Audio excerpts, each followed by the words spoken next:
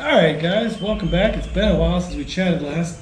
I wanted to help you guys out because they just announced the Sylph League's tournament for July. Yes, we have June and we have the Rainbow Cup.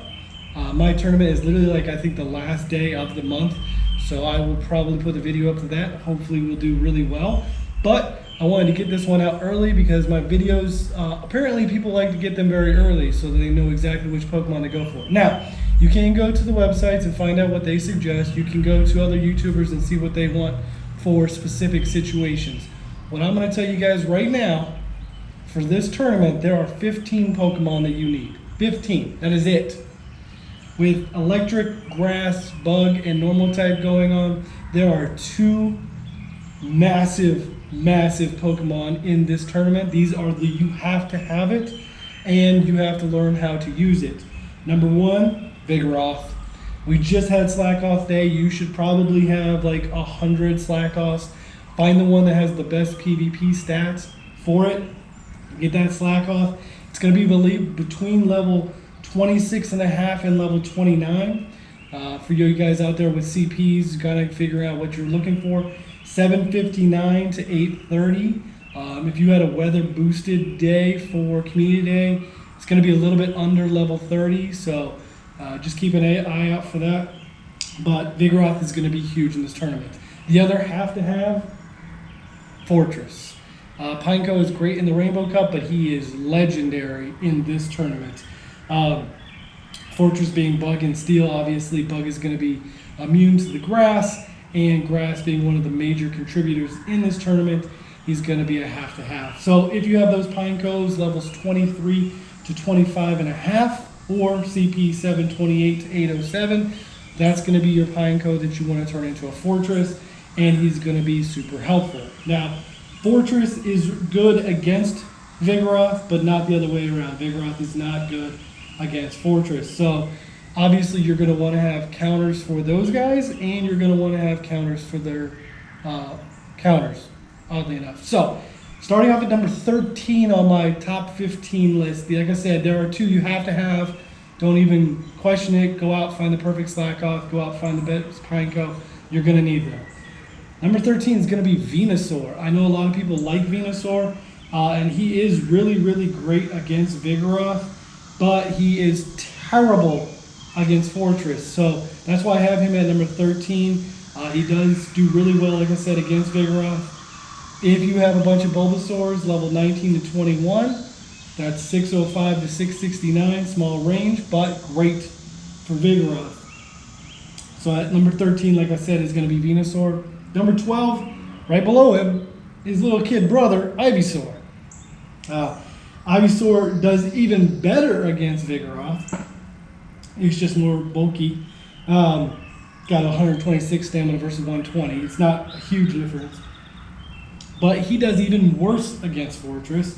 So, and you have to get him up above level 31 to level 38. And that Bulbasaur is anywhere between 979 and 1083. So 13 and 12 are both in that Ivysaur, Bulbasaur family. Number 11, Munchlax. Yes, Munchlax. The reason why his stamina is off the charts, 221. He's going to be pretty good against Fortress. Not so great against Vigoroth, but in a one-shield scenario, he could do really well.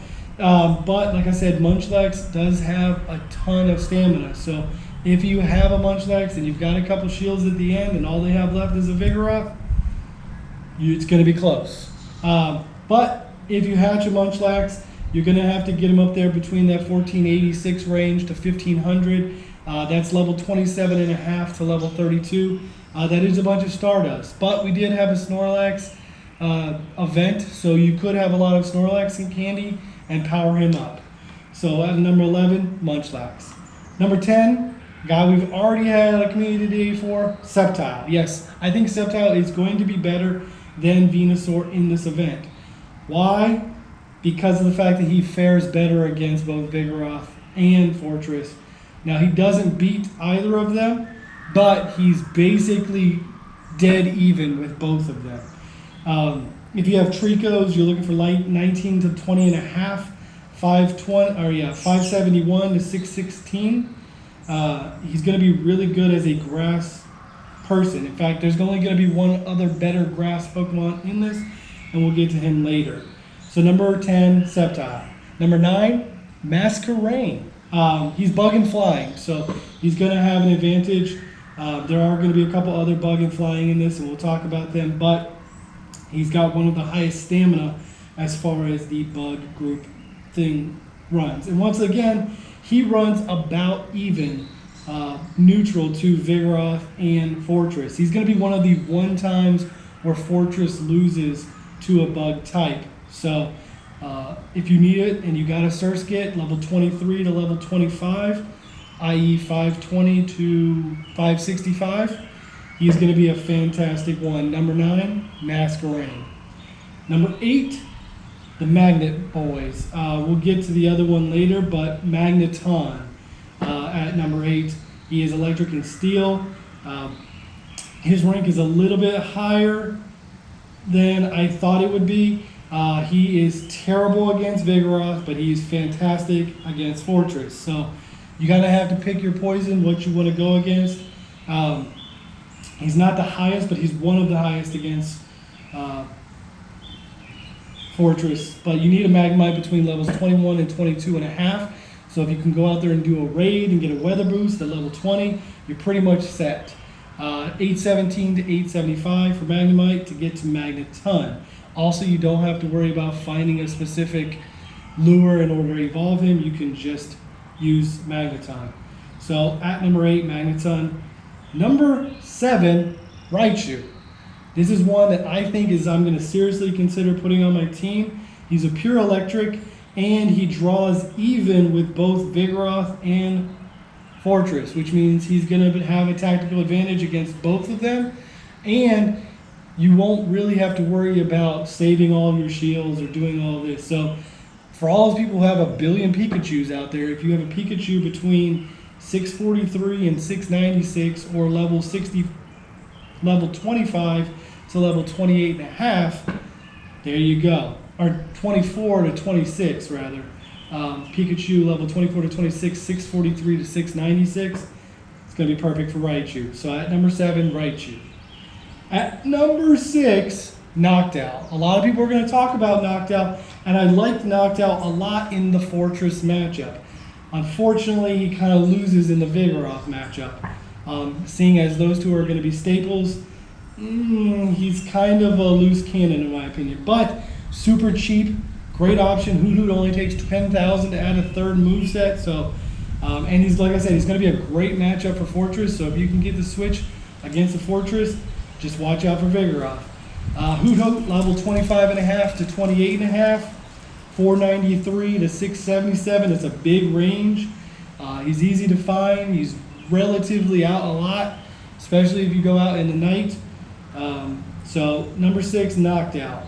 All right, here we go. Top 5, not including the have-tos. Number 5, Magnezone. Yes, this one takes a little bit of effort and a lot of candy, but he fares much better against Vigoroth, and he literally destroys Fortress. So if you have the Magnemites, level 16 to 17 and a half, if you want to go do the research or you hatch one, he's pretty much right there, 622 to 681. You just have to go out. You have to find that electric or that lure for the magnet lure. So, I mean, if you've got him, Magnezone's pretty up there, top 5. Number 4, Breloom. Now, this is one where I will honestly say it's okay that he loses to Vigoroth because of the fact that he obliterates Fortress. He is the best Fortress counter that is in the Grass family. Nobody else in Grass can even come close to touching Fortress. He gets, just encounters, it's going to get destroyed. So if you have a Shroomish out there, or you did the event for Breloom and you have one between 19 and a half and 21, for Shroomish, 451 to 486, I'm looking at a great attacker for a Fortress counter. It's just going to catch everybody off because it is a Grass attacker. It might catch people off guard. Number 4, Breloom. Number 3, Vespiquen. Now this one's gonna be tricky because you gotta find a Combi, this female, and you're gonna have to have those candies, but he's bug and fly. He can take out both Fortress and Vigoroth. He will definitely be on my team. I have to decide between him and number 2. We'll get to him in a second, but he can take out both. If you have a Combi, you got to get him to level 26 to 29.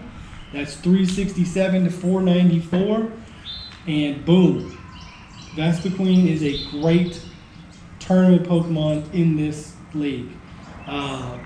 Number 2, Heracross. Now this one becomes a little bit tricky because of the regional exclusiveness, and you got to get him under 1500, but if you do, he once again can take out both Vigoroth and Fortress very well. He is bug and fighting, which means he gives you both coverages. Heracrosses are going to be between level 16.5 and level 18. So find up your friends, find out who lives in that area, and get you one 1462 to 1498. It's going to be gorgeous. It's going to be super helpful. The number 1 counter for all of these, and the number 1 if you're going to pick a third Pokemon to go with Vigoroth and Fortress, Pidgeot. Pidgey is everywhere. You can find him in research. You can find him everywhere spawning. He's a normal and flying type. And yes, he beats both Vigoroth and Fortress, and he beats them both well. So, if you want to bring a Pokemon in as your lead and not have to worry who he's bringing in, unless he brings an electric type in, Pidgeot is the answer. Level 24.5 to level 27 Pidgeys, you're looking at 476 to 680. That's a high level Pidgey. Or you can just spend some Stardust. He's pretty cheap. Trade all of your Pidgeys to try and get a lucky. I would say that your top 3 you have to have for this tournament: Fortress, Vigoroth, and Pidgeot. Then you can pick between the electrics, Magnezone, Raichu, Magneton, whoever you want. A lot of people are talking about the Alolan, Golem, and Gravelers, and I would say that they are outliers. But the fact that they don't do so well against one of either Vigoroth or Fortress, obviously, it's almost why Venusaur got eliminated off of my list. Because of the fact that Fortress can farm him so well, I just can't put him on my list. So that's my top 15. You have to have Vigoroth, period. You have to have Fortress, period. They're going to come up. It's going to be what your opponent brings to how you counter them. When you go to your third Pokemon, I would say Pidgeot just because it can counter both of those two. Or if you just want to think, okay, you know, he only has Fortress, he doesn't have Vigoroth on his team, bring Breloom. He's going to counter Fortress the best out of the group. Or if they don't have Fortress and all they have is Vigoroth, bring an Ivysaur. It's going to be one of the best counters that's not going to die immediately. So that's my top 15. I hope it helps you guys. I'll put it up on the screen so you guys can see what it is. If you have any comments, feel free to throw it down at the bottom. If you want to subscribe, I'm going to try and get these videos out more reliable when it comes to tournament PvP.